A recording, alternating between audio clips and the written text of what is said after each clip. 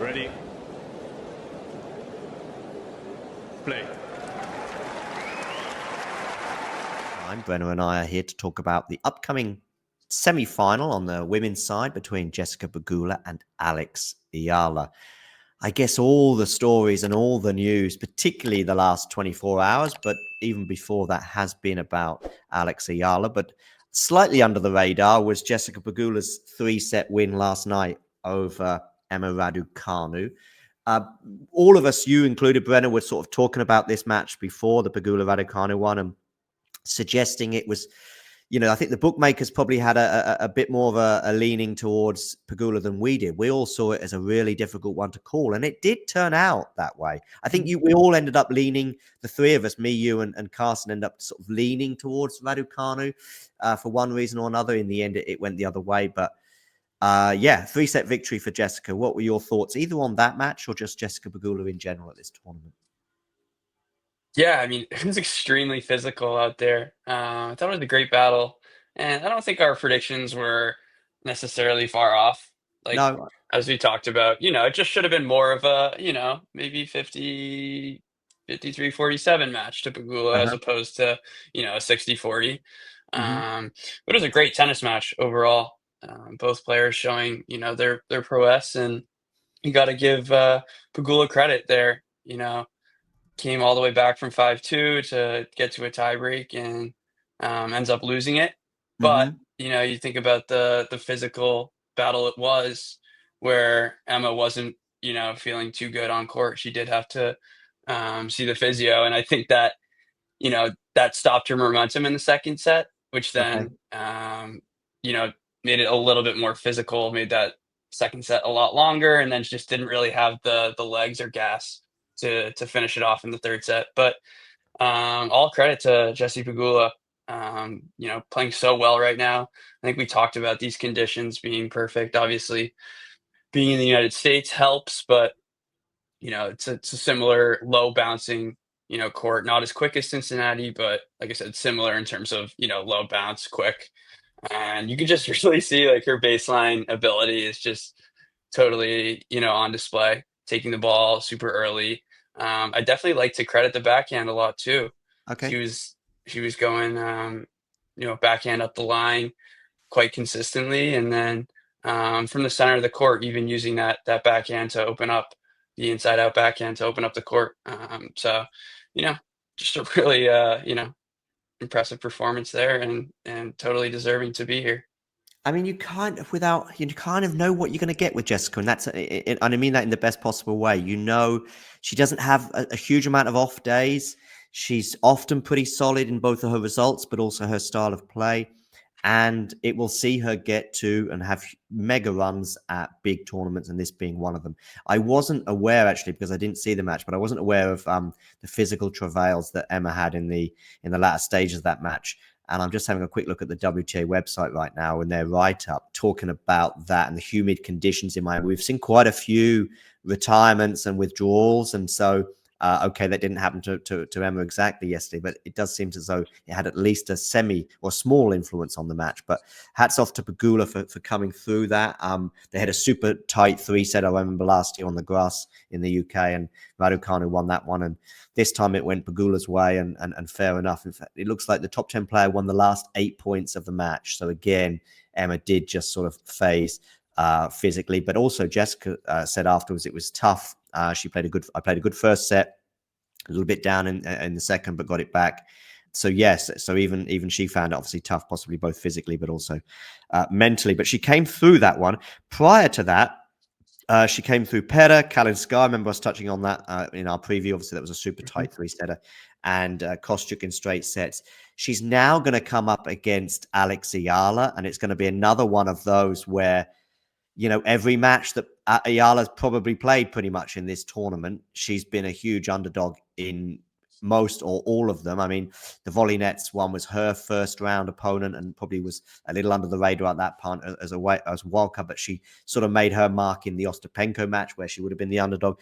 It gets, the tasks get bigger and meaner, and then she comes up against Madison Keys, where she was a massive underdog, but managed to overcome Madison. Madison spraying a lot of unforced errors in there. And then she had the walkover over Badosa before yesterday's monumental, mammoth, seismic, I think was one word I think maybe Damien used, and he's absolutely right, win over Swiatek. What were your thoughts on Eala's win there in particular? Yeah, John, this is just, it's been insane, in terms of the run, but I think it's kind of the story of the Oh, WTA this year in terms of these kind of historic runs we're seeing, obviously uh-huh. Madison Keys, definitely not, a big name to, maybe even compete for a Grand Slam, but she goes on a crazy run in terms of who are the players that she's defeating.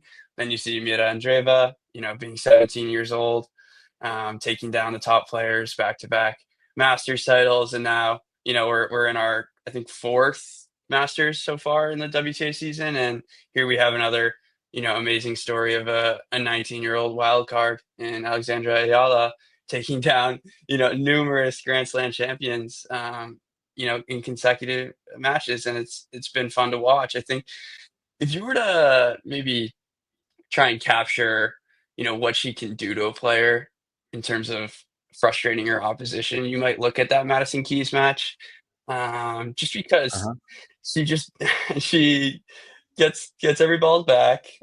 She uses your pace against you, and kind of like yesterday in terms of the pattern play, like it's just very thematical. It's frustrating, and especially against a player who goes about her business in her own patterns. And Iga, to see her frustrate her, get her off her game, that's Hmm. just like it's incredible at this level to do that. Obviously, it's a quicker surface, which isn't Iga's best, but just like I said, her ability to redirect pace, be where she needs to, but then take her chances. I mean, talk about someone taking their chances. She created 10 8 out break of points 10. and Yeah. converted 8 of them. Yeah. So that speaks to, being in the moment. Um, and like a lot of top players say, it's always a little bit easier on the other side when you don't have as much pressure. You're able to hit freely. And she just caught into that rhythm, despite trailing, I think it was 3 times in that second set. Just kept clawing back, and Eagle only held twice the whole match, which is just Yeah. insane. I mean, I obviously heard Damien and Fergus's sort of post-match reaction to that match, which I've chopped up as a video there. You can see, and yeah, they talked because I was like, also, I didn't see the match when it happened live, so I was like, is Ego okay? Is there a physical? Because I just couldn't quite see a path to victory for Yala. With you. And yeah, but they also both post-match, but also looking at the stats. Iga's so actually she was fine physically, but her serving was Eala was punishing her on her serve, which is quite a surprise because I don't think of Eala as being that style of player, but she was. She was also backhand down the line was very effective for Eala at times, but also getting a helping hand from Iga in terms of Iga's return stats were nowhere near what the world number 2 would have liked. Nevertheless, Eala punished her. And that, I think shocked all of us pretty much. It shocked us in some ways against Madison Keys and probably even more so against Iga. One thing I would like to say about Eala's run to the final is looking at the sort of variety of opponents, because sometimes you might think a counterpuncher like Eala might succeed against a super aggressive player like Ostapenko or Madison Keys who's having an off day. But, Iga's a bit more controlled. She's an aggressive player, but she's not wild. And then Mhm. also volley nets is more of a counterpuncher as well. So, known for her probably defensive skills more than her attacking skills. So there's a nice variety of opponents that Eala's overcoming. And she's also, by the way, overcoming them all in straight sets.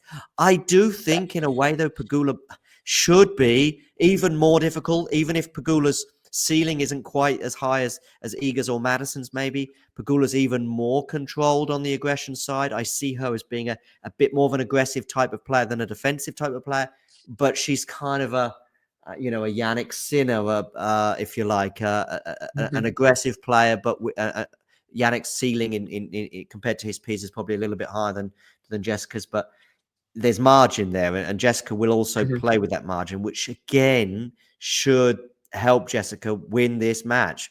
However, people will be writing in the comment section below very shortly, I'm sure, saying, you keep predicting Ayala to lose and she keeps winning. Well, Yeah, but I have to see it as it is, and I see Jessica winning this and probably in straights. If Eala proves me wrong, so be it, and I'll probably be in the final if it's Eala Sabalenka in particular, predicting a Sabalenka win. And again, she may well prove us all wrong, but I can only say it as I see it. And she keep proving us all wrong. I don't know how you see this Eala Pegula match going. Of course, it's the first time they've played each other. Yeah, I mean, I was looking at that too. Like not dropping a set Yeah. is insane. That's insane against these high level players. But I think you spoke to it as well. Pegula hits such a heavy ball, and it's tough to deal with, especially how close Ayala likes to stand to the baseline. We know she's a Rafa Academy prospect, so she has Lefty as that well. A lefty as the well. lefty, exactly. And I noticed she's had her hamstring taped up. I saw that. Um, Yeah. and I thought, like, okay, especially against Iga, it's going to be physical because I watched the first like 3 or 4 games and they were long, hard fought rally type of games. I'm like, all right, no way she can continue to hit like this with Iga. But yeah, I mean, her ability to extend the point, create opportunities for herself, and then like you talked about that backhand down the line, like when she sees an opportunity, she goes for it. But yeah, I mean, that gets us to the point where I'm with you. I think Pegula should be able to handle her. Very underrated so far this week, but Pegula is serving amazingly and backing herself so well. I think yesterday she actually made 78% of her first serves and then maybe won Okay. like 73% of those points. So across 3 sets, that's just like it's like very good numbers, Yeah. especially on the women's side. So I think that will be too much. And I think we talked a little bit about Iga on her second serve, just being very Mhm. tentative and giving Ayala opportunities. I don't think that will be the case. But yeah, I mean, I'd like to see. I thought we were going to get it yesterday, where like she loses the second set because now I realize she hasn't lost a set, so she hasn't really had to, Uh-huh. have Uh-huh. that reset moment and like let's get back to a decider. But um, yeah, I do think it's Pegula here, and I would lean straight sets.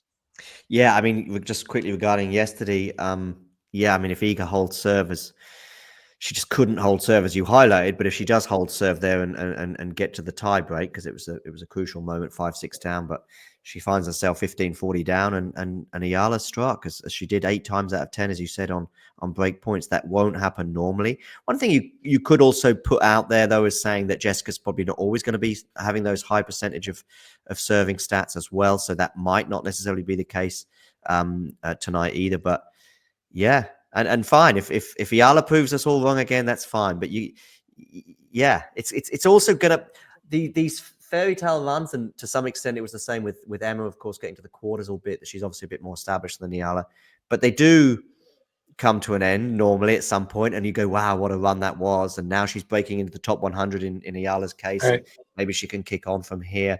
But it might also be one of those runs that you sort of remember in 5 years from now. Remember that semi-final run from Alex Eala, the wild card. Yeah, whatever happened to her, It might also be one of those stories. But I do see her now being a main fixture on the tour. I also see the sort of expectations will soar now coming into other tournaments. But I also see a sort of, yeah, I mean, she's been compared, understandably, to Leylah Fernandez, another lefty with incredible defensive athletic skills as well. And I can see that sort of future for her where she's, Mhm. sort of bouncing around between sort of 50 and 25 in the rankings and, the odd 250 run and maybe even the odd title as well. But ultimately, the fairy tale run that she had, Leylah, that is, of course, in New York in 21, along with Emma, still is a sort of a one-off rather than the Right. norm. And that's how I see it. But listen, she's also young enough to still add strings to her bow and kick on as so many other players do. So that's also there. But whether we'll be seeing her in 1,000 semifinals and Grand Slam semifinals as a regular fixture, I'm not sure. But hey, she may even be in that Miami final on Saturday. But yeah, you and I are both once again thinking that the Ala train, and also the thigh injury as well. I think that will be interesting. Tony Nadal, I see, certainly was there Yeah. yesterday. I'm guessing he's going to be there for the next couple of days as well. So in her corner, and yeah, I think Tony kind of taken a step back from even coaching at the academy. I saw something recently about him. So maybe you might just occasionally see him on tour as some moral support, and maybe a bit more than that for Alex and others in the future. But yeah, I'm looking forward to it. But yeah, both of us sort of not with. I don't probably not as confident anymore. When it was Madison Keys and when it was Paolo Badosso, even though that match never transpired, and when it was definitely Iga, I was like, yeah, Iga's winning this. I'm saying I think Jessica Pegula will win it, but she's, Eala's defied the odds before, and she may yet defy the odds again. Right, right. It's always hard to. I like to say this, but it's very hard to follow up. The biggest win of your career, especially Absolutely. just a day later, as you notice in these Masters schedule, you get a day off. And obviously, she didn't have to play Badosa, which I thought would have been a good battle, but as we saw with David Goffin, let down after beating Carlos Alcaraz. So Yeah, I think it'll be, it's just always a hard spot to get yourself up for again. So indeed. But who knows? We may be who proved wrong knows? once again. Brenna, big thanks for joining me today, and we'll catch up again soon. Thanks for having me, John. Cheers. And to everybody else, you know the drill. If you enjoyed this video, make sure you hit that like button. Don't forget to subscribe and click that notification bell so you don't miss out on all things tennis.